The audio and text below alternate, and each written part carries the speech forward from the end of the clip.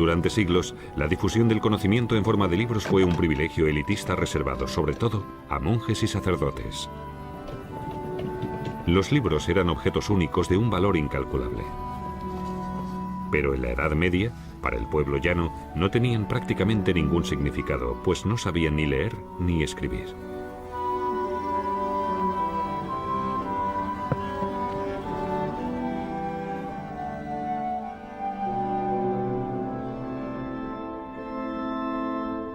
En la Edad Media, los libros se confeccionaban a mano en los monasterios. A menudo, los monjes tardaban años en terminar sus artísticas copias.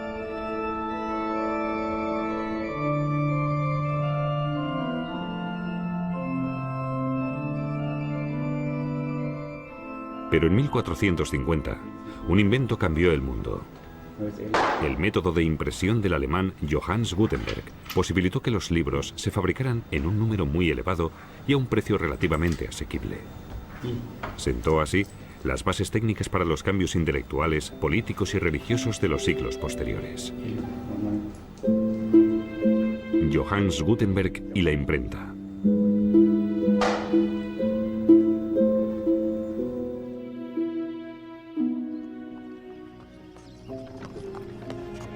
Johannes Genfleisch, que después se llamaría Gutenberg, nació en Mainz en 1400. Su padre, un acaudalado patricio, se dedicaba al comercio. El joven Johannes ingresó en la escuela monástica de Mainz y a partir de ahí se le pierde el rastro, de momento. En Estrasburgo, donde Gutenberg se instaló en 1434, se recupera su pista. Allí abrió un taller donde se dedicaba a la talla y la fabricación de espejos. Los creyentes valoraban mucho sus espejos sagrados y tenían la esperanza de recibir parte del talante bendito que les atribuían. Y para Gutenberg, eran un lucrativo negocio. El comercio de objetos religiosos estaba en auge. Especialmente gustaban los grabados de imágenes sagradas. La técnica del grabado es uno de los métodos de impresión más antiguos. A principios de la Edad Media llegó a Europa. Aquí sirvió sobre todo para la divulgación de imágenes y textos.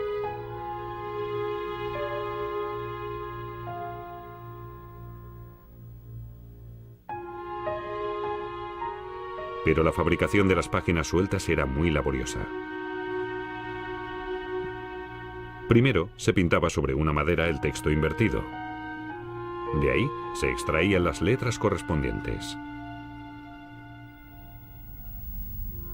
Después se teñía el grabado, se ponía el papel encima y se fijaba con la ayuda de un cortapapeles.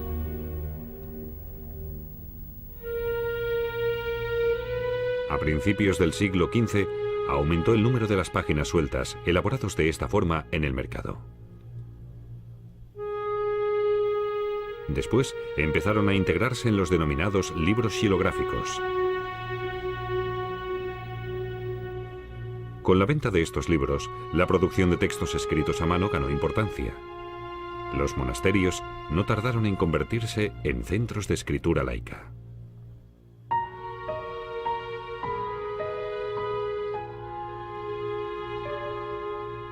Con la fundación de las primeras universidades surgió una gran demanda de libros. Junto a ellas las bibliotecas, en las que el saber de la humanidad se hacía accesible en forma de libro.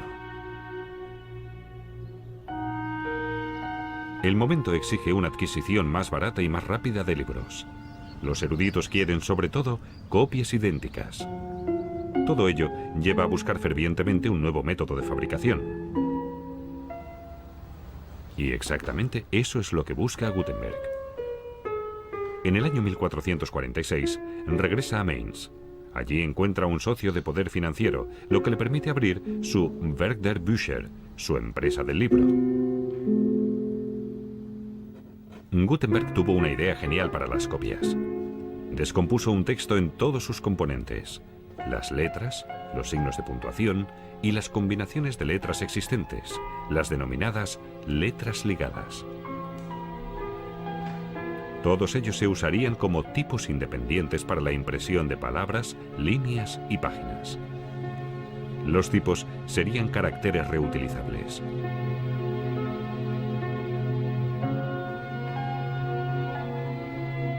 Para su fabricación, primero grababa la letra invertida en un bloque de metal y con este golpeaba un cubo de cobre blando.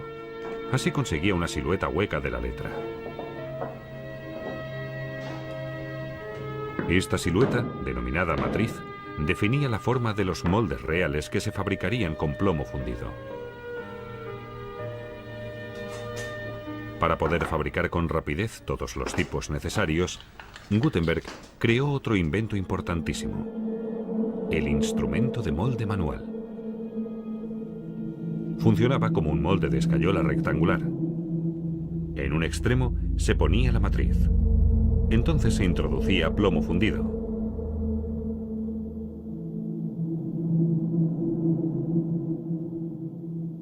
Cuando se abría el instrumento, el tipo de plomo fundido ya estaba listo.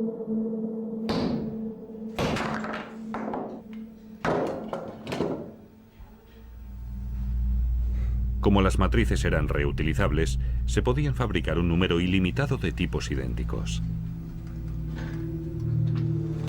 Finalmente, el cajista componía las líneas con los tipos. En la galera, las líneas y columnas podían colocarse al gusto. Ya estaba listo el espejo de frases, llamado así en alemán por la composición invertida de las letras. El área de impresión se teñía con tinta de imprenta. Gutenberg la creó mezclando hollín, barniz y albúmina. La impresión ya podía comenzar. Para ello, Gutenberg creó una prensa especial basándose en el principio de las utilizadas por los vinicultores.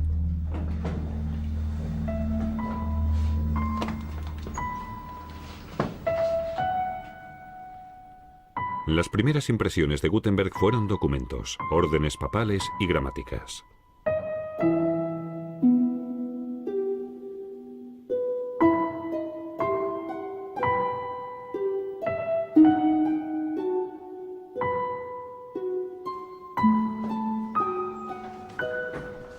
Pero pronto se aventuró en un inmenso proyecto, la Biblia Latina.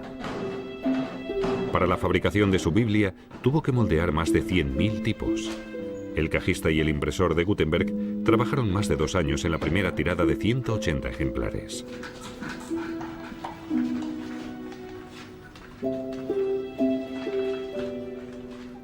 El texto se imprimió en letra gótica, inspirada en la escritura a mano. Al final, el iluminador añadió las iniciales de colores y los dibujos. Con su Biblia, uno de los libros impresos más bonitos del mundo, Gutenberg demostró que los libros xilográficos podían competir en belleza con los escritos a mano.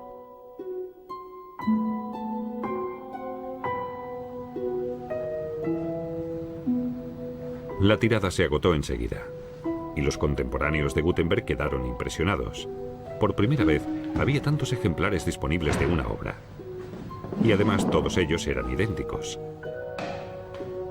La palabra escrita se unió en un objetivo.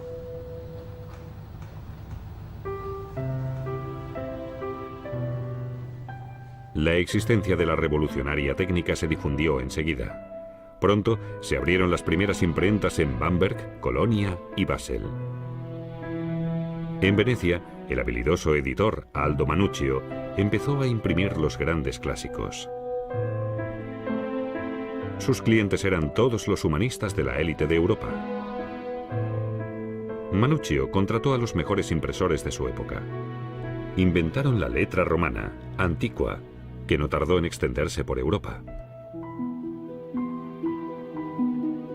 20 años después del invento de Gutenberg, la nueva técnica de impresión se había impuesto rotundamente. Miles de títulos salían al mercado en tiradas de hasta 1000 ejemplares.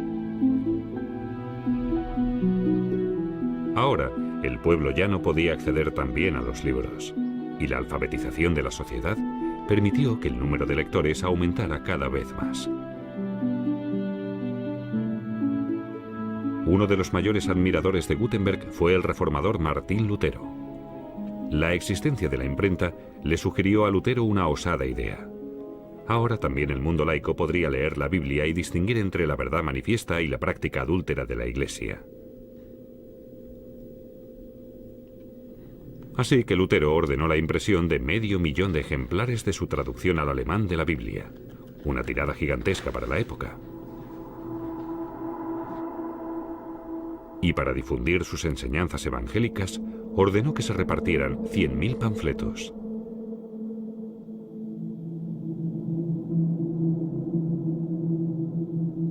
Pero no fue solo Lutero.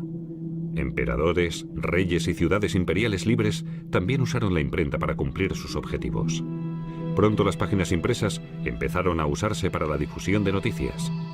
Cuando en 1524 se supo de la existencia de una constelación rara, el país se inundó de noticias anunciando una inminente inundación.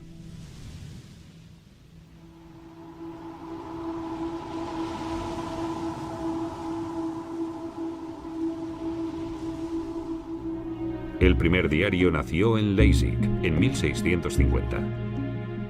El Einkommenden Zeitungen se publicaba 6 días a la semana.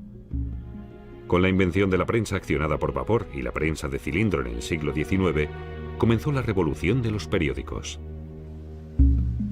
Con el procedimiento offset se cambió definitivamente la técnica de impresión de Gutenberg. Ahora se ponen en un plano el área de impresión y la de no impresión. Primero se transfiere con láser el área de impresión sobre una fina plancha de impresión. Después, la plancha se humedece con agua para que el área de no impresión no absorba la tinta. Y por último, se aplica la tinta grasa, que solo se fija en la superficie iluminada. En el procedimiento offset, la plancha no transfiere directamente la tinta al papel. La tinta se compensa después en un rodillo de goma.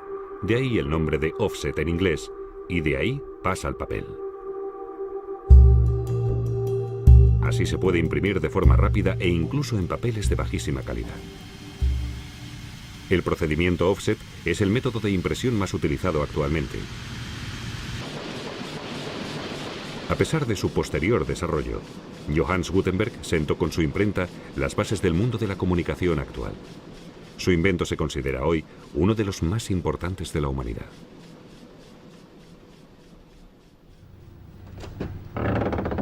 Pero Gutenberg no disfrutó tanto de él. Durante la impresión de la tirada de su Biblia, su prestamista le exigió el pago de su crédito. Tras un litigio, Gutenberg perdió su imprenta y con ella todos los ejemplares terminados de su Biblia. Al poco tiempo, las tropas enemigas tomaron Mainz. Gutenberg tuvo que exiliarse. 3 años después, volvió a su ciudad natal como empleado del nuevo arzobispo.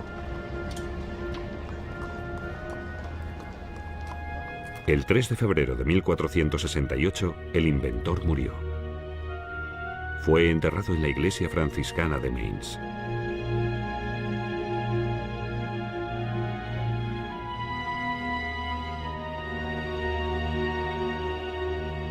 Con la creación de la imprenta, Johannes Gutenberg consiguió cambiar el mundo para siempre.